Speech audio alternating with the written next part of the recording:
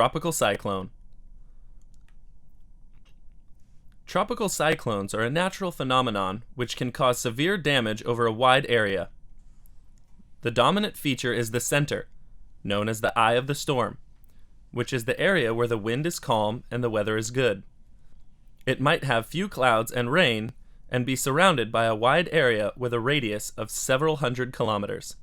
It has heavy rain and strong windstorms flowing towards its center.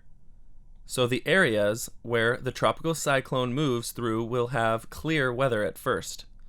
When the front of the tropical cyclone arrives, it will bring strong winds, heavy rain, thunderstorms, and windstorms.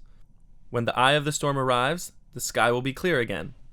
If the back of the cyclone arrives, the weather will get worse than the front of the storm. The formation of a tropical cyclone. A tropical cyclone forms from an intense low-pressure area that is above the sea surface, where many clouds gather without the rotation of the wind in tropical areas.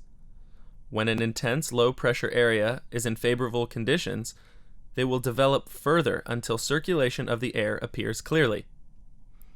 The wind blows in a circle counterclockwise in the northern hemisphere. Each stage of a cyclone's intensity is unique and varies depending on the environment and sequence of wind speed and the circulation system's increase in power. The maximum wind speed near the center of the cyclone is used as a criterion in determining the severity of the storm.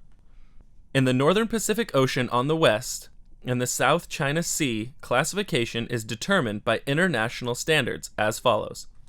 Tropical depression has a wind speed near the center of less than 34 knots, 63 kilometers per hour.